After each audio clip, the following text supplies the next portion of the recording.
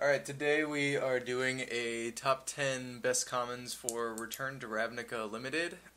Return to Ravnica is probably, I would say, one of the more fun formats to draft and also sealed that compared to a lot of the other formats that we've seen recently. Innistrad is really fun, but I love multicolor sets, and I have my partner here with me, Sasha Markovic.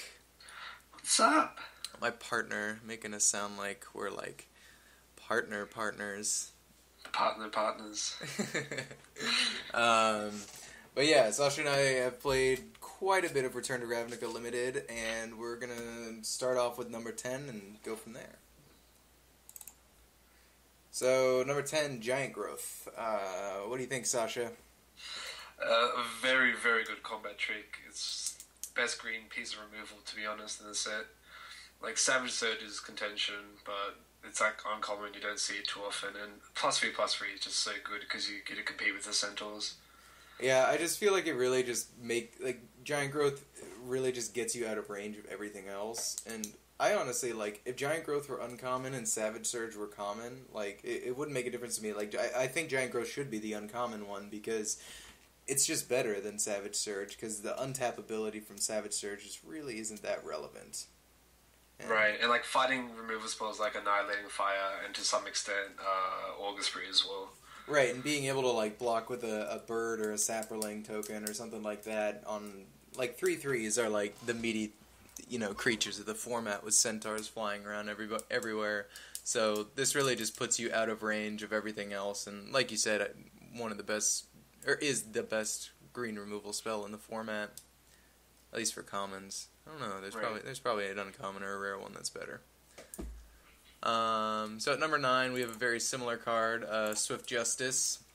I like this card more than Giant Growth just because I feel like it gives you an edge against aggro decks like Rakdos. I think that Rakdos is probably the best deck or best archetype in the format right now. Right, I agree. Just like the lifelink is such a huge swing, and even in the Centaur Mirrors, the first strike makes it fine, even if they have their own tricks. Yeah, the lifelink is awesome. I mean, the life totals are pretty relevant in this format because, I mean, even like Centaur Healer is one of the better cards in this format just because it's just a 3/3 for 3, but the fact that it gains you the 3 life against Rakdos or any kind of aggressive strategy really swings it and makes it way better than the, what was the Courser? Courser's Accord? No, not Courser's Accord. The 3/3 for 3 from like M13 or whatever. Centaur Courser? Is that what it was called? Yeah. Yeah, it's amazing how adding 3 life to it makes it so much better, and even constructed playable. Now we're just talking about Centaur Healer. Yeah. But yeah, Swift Justice at number 9. You'll notice a pattern that removal is obviously going to be in our top 10 pretty heavily. Yeah. Tristani's Judgment, a little slow, but I mean, removal is removal. Really easy to splash into like a Golgari deck or whatever, if you're playing, I don't know, it's pretty easy to splash a 1 white at a 6-drop with cards like Transguild Promenade and stuff running around. Right, like even in the Z decks it's pretty easy to play, and it's like killing a Scavenge guy forever is just insane. Especially like, it answers all the bombs, which is pretty good. Instant speed is sweet too. Yeah. I mean, this card's awesome, and the populate part is definitely relevant, because usually you've run out kind of all your tokens, and even just, like, getting a bird out of it is totally fine. Well, it's just such a massive board swing, though, if you actually get the populate, which is what makes it very good. Right. If you populate, like, an Ooze Centaur. or a Centaur or something like that, it's very good. Especially mid-combat, like you said. Let's go to number 7. Number 7, Courser's Accord, and we call this the Baby Broodmate Dragon, which is pretty much what it is. Again, talking about like the populate thing with Tristani's Judgment, like following up at Courser's Accord with the Tristani's Judgment, making the 3rd Centaur is such a blowout. It's Yeah, just Broodmate at common. It really is. I mean, because tokens in this format are very relevant with cards like Rootborn Defenses and what else is there? Summers, Songbirds, like Druid's Deliverance and stuff like that. Yeah, I'm trying to think of better populate cards than that, though.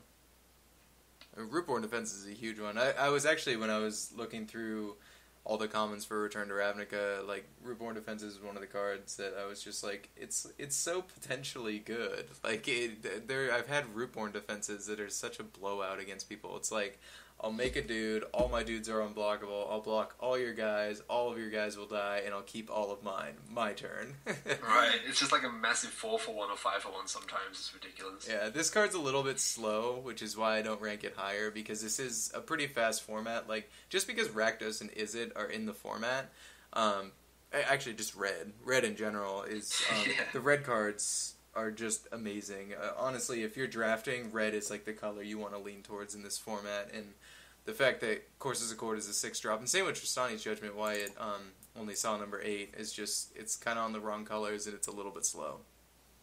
Right. I'm not saying Selesnya is bad, every color is playable, even Golgari, but that one's the worst. Yeah. So number 6, this one actually surprised me a little bit that I ranked it this high, but this card in the aggressive deck is just so hard to deal with. Like, yeah. When you follow up, like when you play, like, a turn 2, I don't know, like a Frostburn Weird into a Splatter Thug, like, it's so hard to deal with. Right, they either, like, block and lose their creature, or and they just have to deal with this thing next turn, and they got 7 power first thing the next turn. It's crazy. And I think, like, one of the best ways to deal with this guy is, unless you have, like, an arrest or something like that, but you either just have to take 3 a turn and try to put pressure on them back, which is hard to do, because this guy is, 3/3 for 3 with evasion. Right. I like this guy. Like, Trestle Troll's very good against it, but Trestle Troll's in a pretty bad archetype. Yeah, but you can even deal with the Trestle Troll. Like, they play Trestle Troll, you bash with this dude, and, Electrickery or Dynacharge or... X number of things, which are very good. Yeah. Red has quite a bit of removal, which probably is why it's the best color. Not probably. That is why it's the best color. So, number 5, and this guy kind of snuck up on everybody. Like, no one was really expecting this dude to be good, but this guy's a monster. Like, you put Pursuit of Flight on him or something, and it's just like, it's like you bash with him for 3/6, they either chump him or they, like, take 8. Yeah, just build your own Baneslayer. It's well... I don't know if Baneslayer is the best reference for him, but, he's very good. I mean, because they've had all these water elemental type creatures that have this +1/-1 effect. And he's one of my favorites that I've seen. Yeah, just say Morphling. It's just a common in Morphling. Yeah, I think one of the main reasons why he's so good is the 4 toughness is awesome because, it's able to block all of the 3/3s. 3/3s are just, like, the most prominent thing you see in the format. Like, even the Splatter Thug or the Courses Accord, like, all those are, like, 3/3 making dudes, or 3 power making dudes. So Frostburn Weird does a great job at being on defense, but also when he needs to get in there, he still gets in there for 4 if you invest the mana for him. Right. Or more if you have him Pursuit of Flight. Like, any kind of pump effect on this guy makes him so much better. Agreed. Anything else about this guy, Sasha, before we move on to number 4?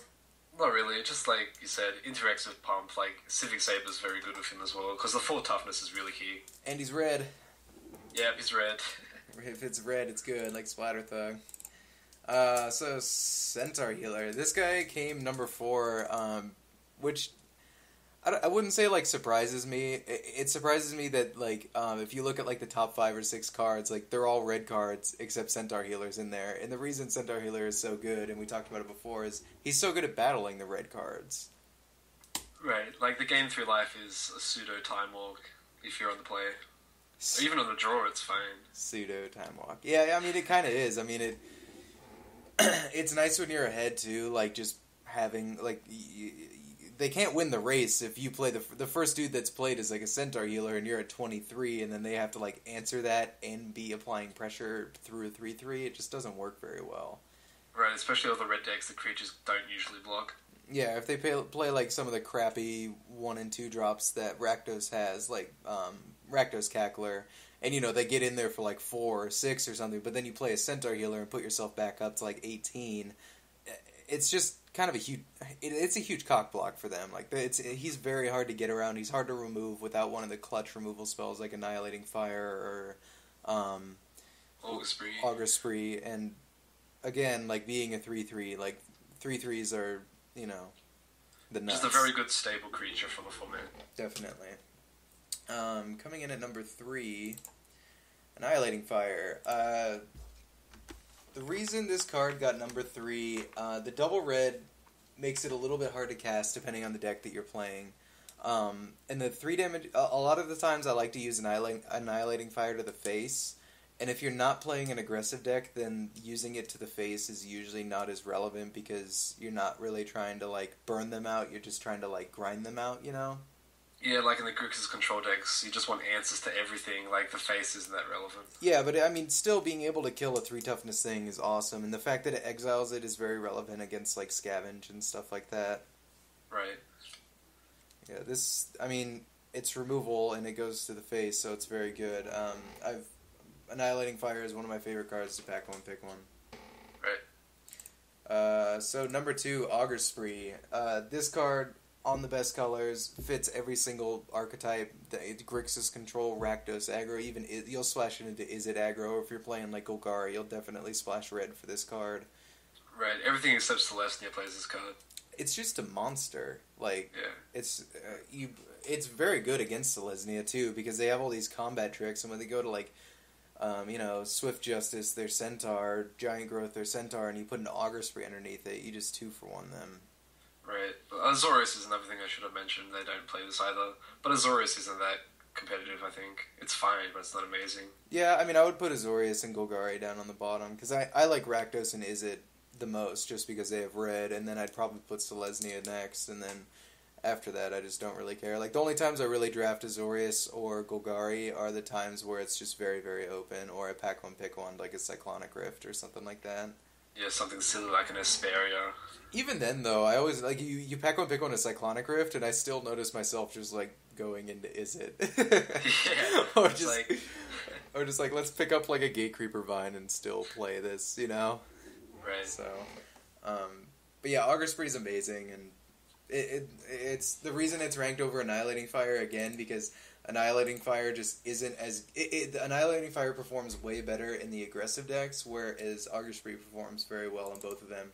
Augur Spree also has kind of an edge because it has one more, so it can hit, like, what's the Judge of Asperia, or whatever that card is, a 6/4 flyer. Like, it takes down some of those monster cards like that.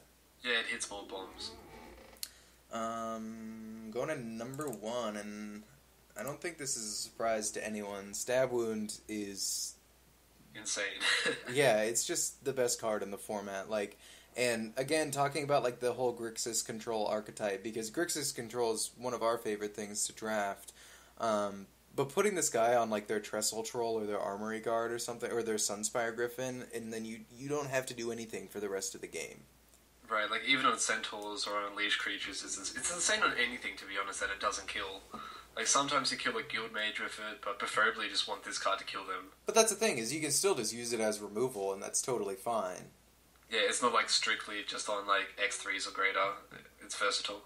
Yeah, I love Stab Wound, and it's such a good card.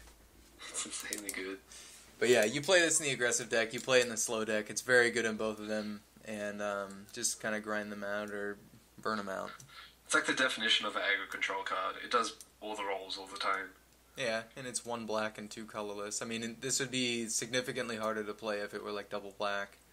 It should cost double black, but thankfully it doesn't. I think it should too, because then you couldn't be playing like a core red Annihilating Fire deck without, sometimes getting punished for running a Stab Wound. Right, it makes it harder in Grixis control. That's a top 10 for you. There's actually a lot of other really good cards that didn't get mentioned that I like quite a bit and didn't make the top 10, but it really just depends on how they perform in the deck, not necessarily their individual power level, because the cards in this format, it's very dependent on the synergy with the rest of the cards in that guild. Like, for Azorius cards, like cards with Detain are much... If you have a bunch of cards with Detain and you keep the pressure on, it's awesome, whereas if you're just running like 1 card with Detain, it's not nearly as good. Right, you need a whole running theme and just commit really deep. Yeah, commit deep. Commit deep. Alright, well there's the top 10 commons for